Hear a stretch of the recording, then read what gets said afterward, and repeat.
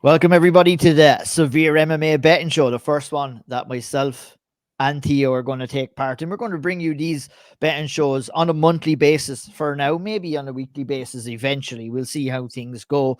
But what better way to start? UFC 297 right around the corner.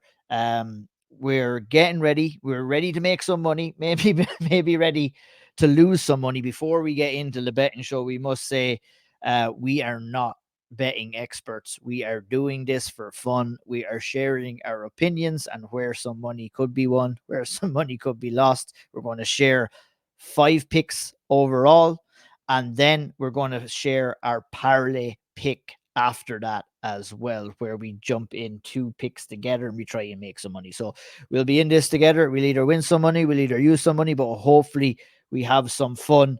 Obviously, it goes without saying, bet responsibly. If you're not having fun, if things are getting a bit too much for you, we will share some details in the description of this podcast on YouTube. And like I said, look, we're not going to talk units. We're not going to talk any kind of fancy stuff like that. You know, we ain't coming for Yanni the Greek's job anytime soon, Theo. I don't know about you, but I definitely ain't. Anyway, how are you doing today? I'm doing great, Ian. Very excited to get this underway. We've been cooking this up for a little bit now. We've been talking behind the scenes.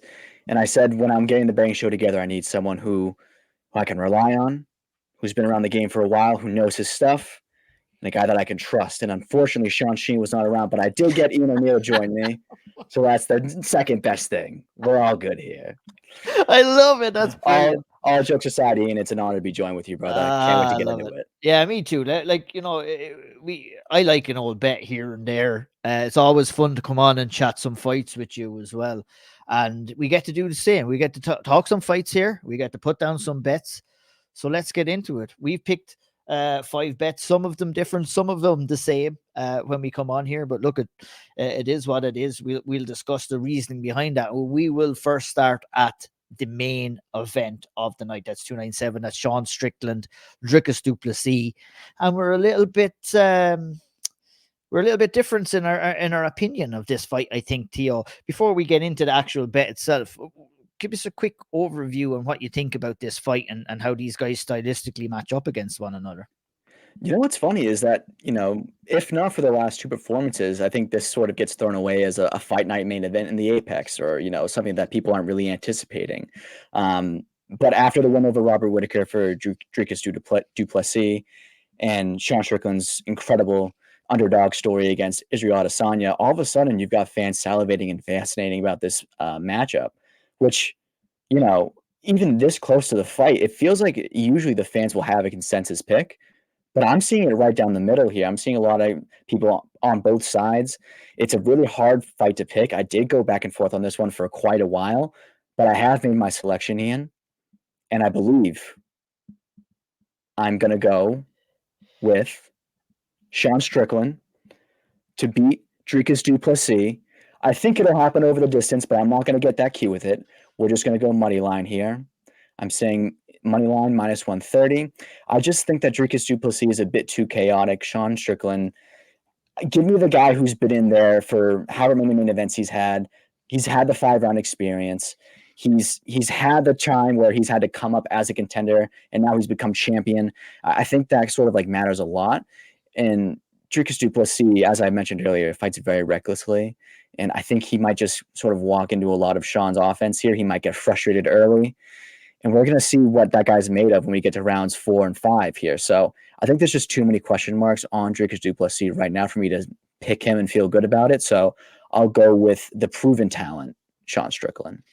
Yeah, I understand that. I can't disagree with too much what you have to say, but I'm slightly different in who I think is going to take it. First of all, like when you're talking about styles of these 2 guys, and we talked about it on the preview show and Mashani on the big podcast too, is like the 2 of these have such an awkward and unusual style. It's very hard to get a read on where someone can get advantage of, where someone can't get advantage of as well. So, you know, you've gone with the kind of safe route of the straight up money line. I've done the same.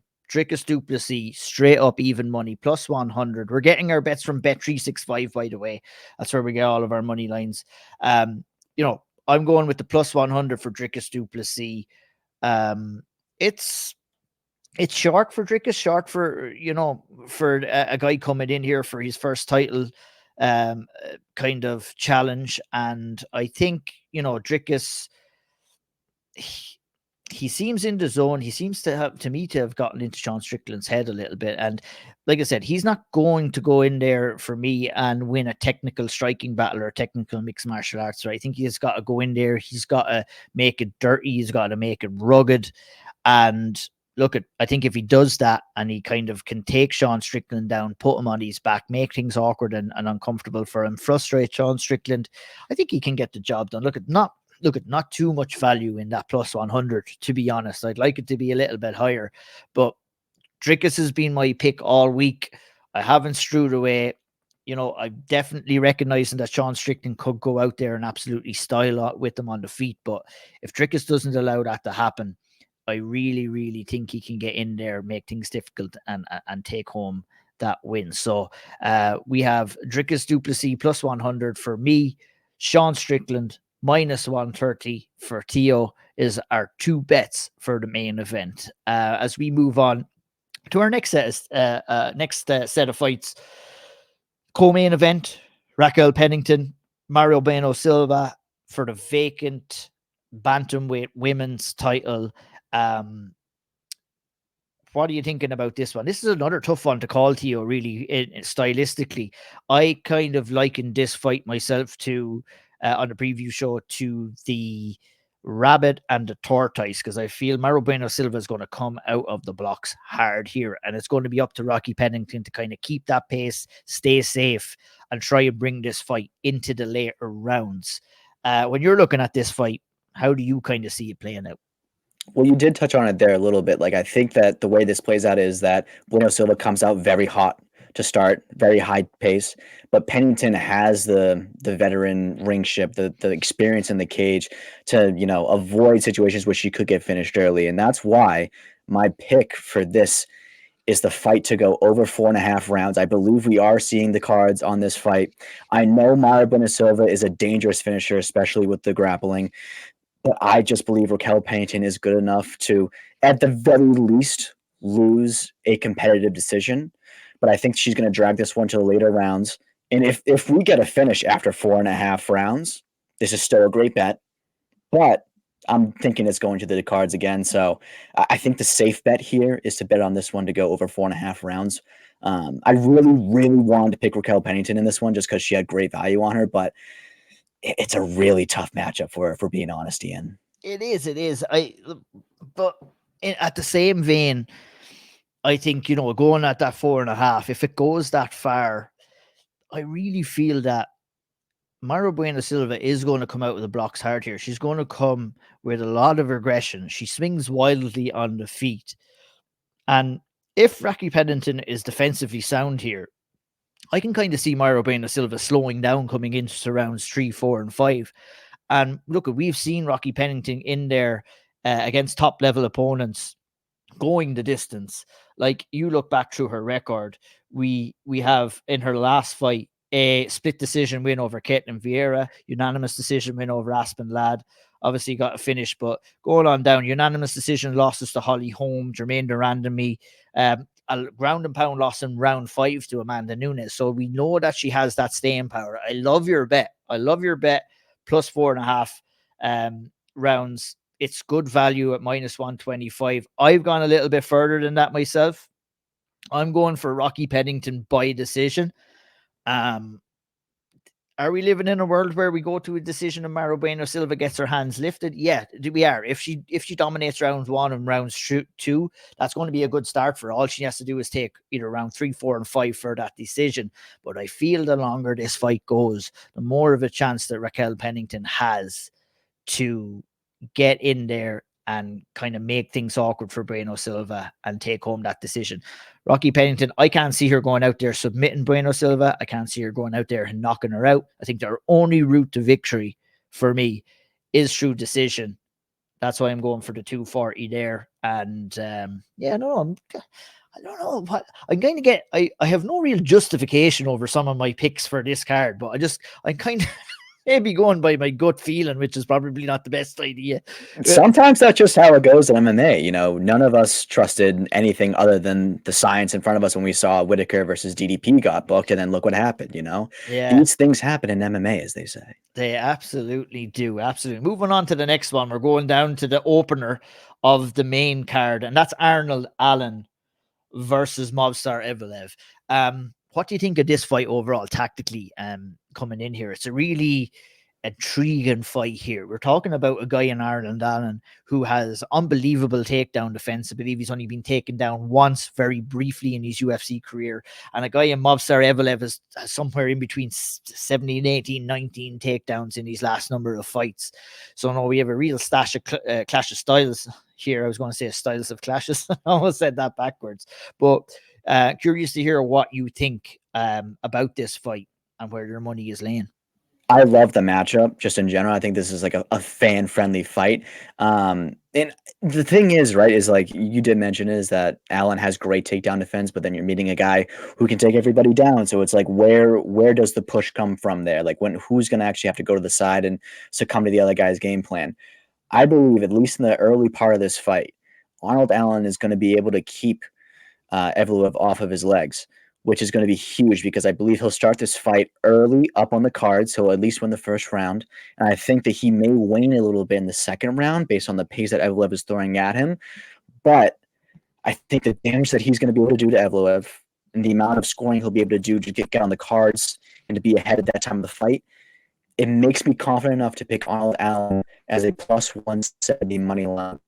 I don't know if he gets a finish in this fight as tough as they come, but I still feel comfortable with him getting a decision win if it does go to the cards.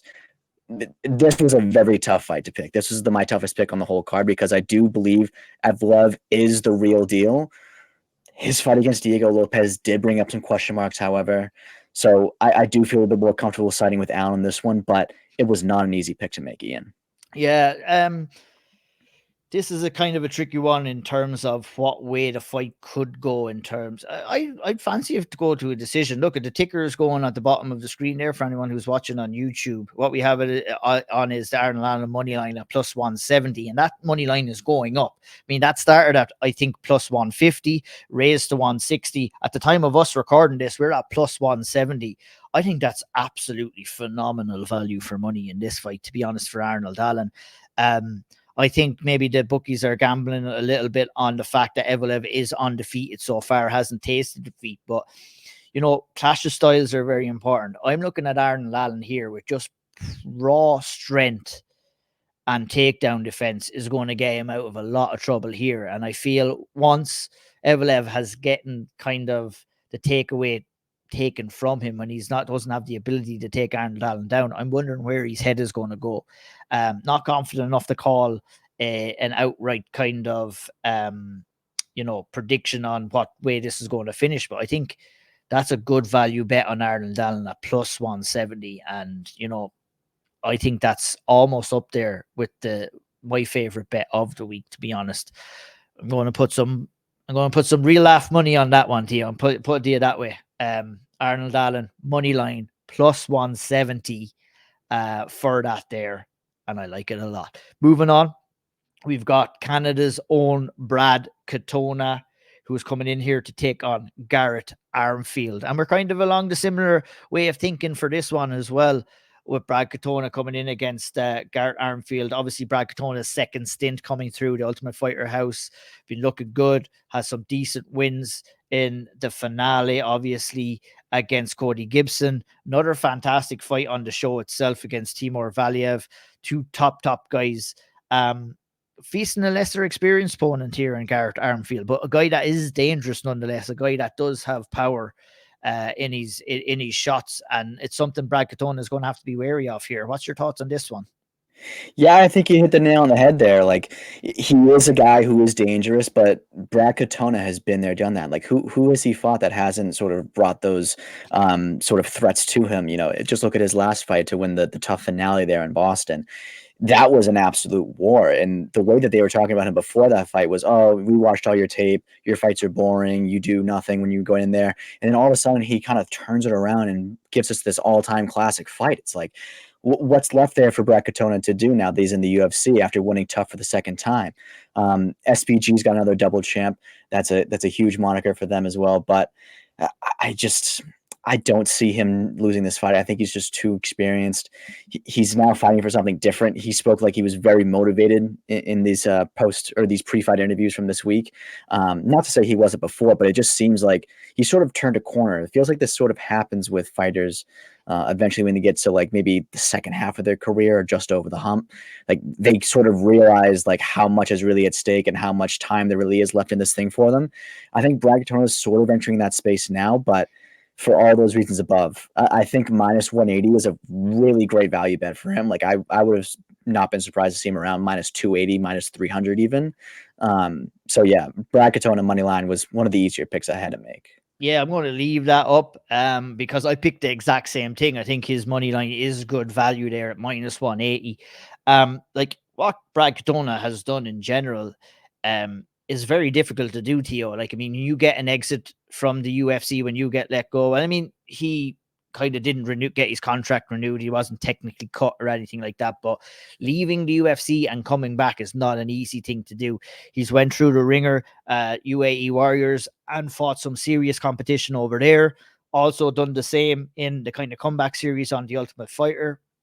I believe he has faced more difficult opposition than Garrett Armfield, with all due respect to Armfield, of course. That's why it makes sense for me. Minus 180 on the money line for Brad Katona to get the win over Garrett Armfield. No messing, straight up win bet there for Brad Katona, Ireland's own Brad Katona. As we move on further down to the card, that was a prelims headliner. We're going to take a further delve into the prelims card, of course. We're looking at Polyana Viana versus Gillian Robinson. Flyweight fight or strawweight fight, I believe. Yep, strawweight fight. Fourth fight in on the card. So we're looking to try and make some money early days here. Theo, what do you think about this fight? Now, I'll be honest, because we're in a space that I feel like I can trust everyone here. This pick of mine was a big stretch. I do not feel great about this pick, but sometimes it's the ones you feel the worst about that end up being the best, Ian.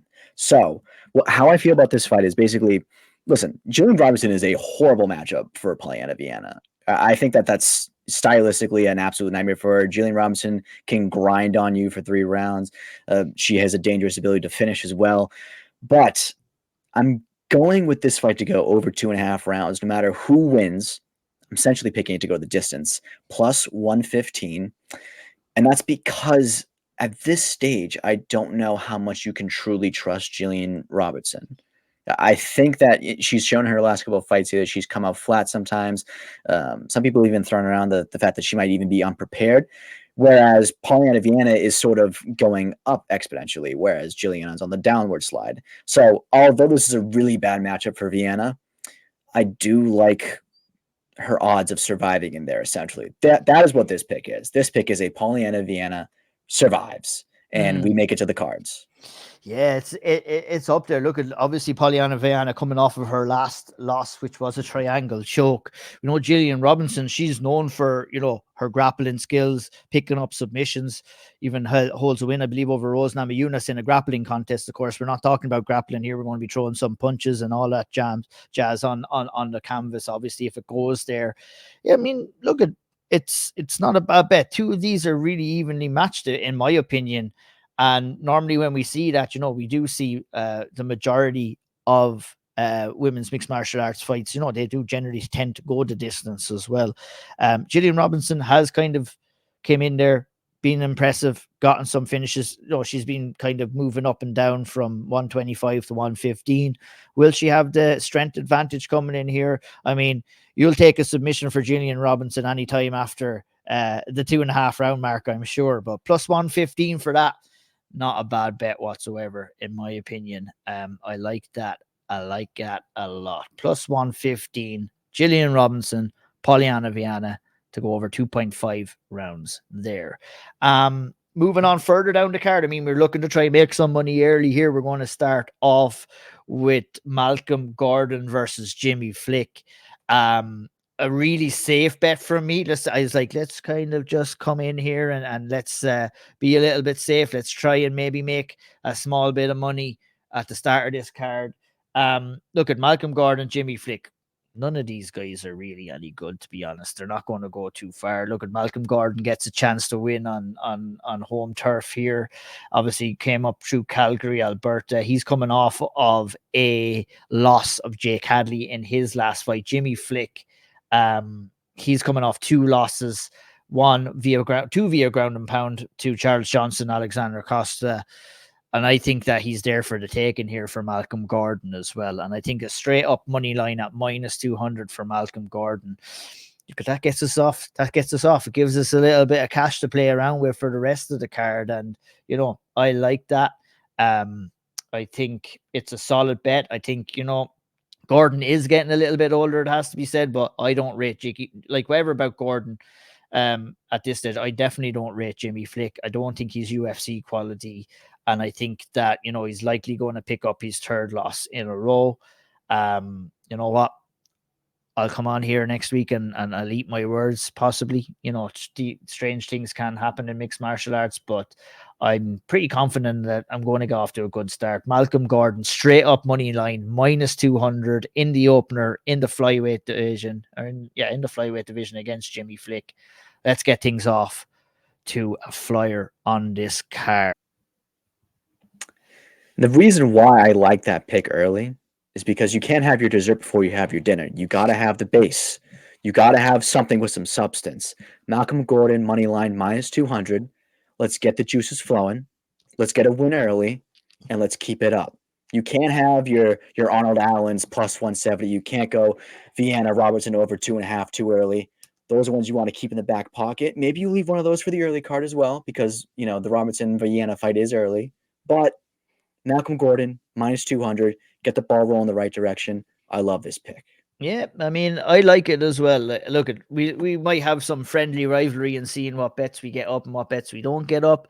We can keep that along the lines. But I mean, you come in here and you have your money on Malcolm Gordon.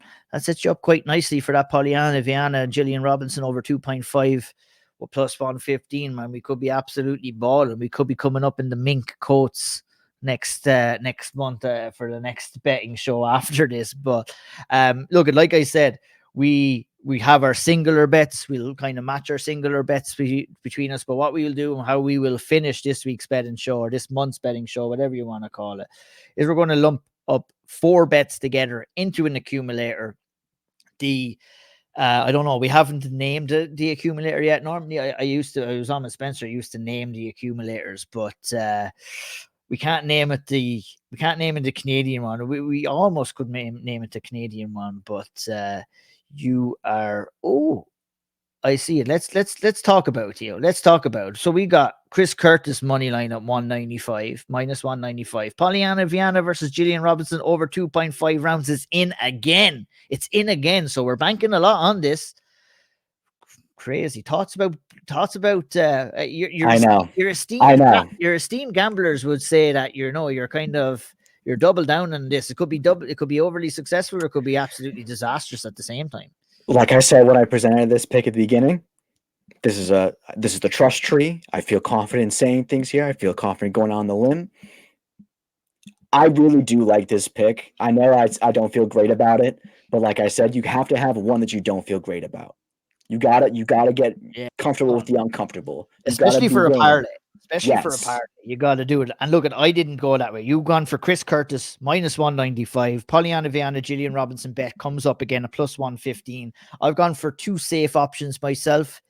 Mike Malott money line at -350, and the Jasmine Jasdavicius money line at -400. But I think you've made the chance for us there. You've put in the risky bet there. You put in the potential banana skin in that Polyana Viana, Gillian Robinson over 2.5.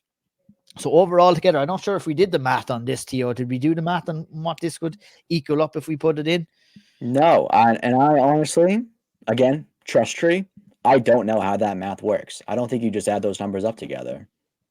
Yeah, I will try and get that math up done really quickly. But how confident are you on a scale of 1 to 10 that fight, that kind of that bet coming up?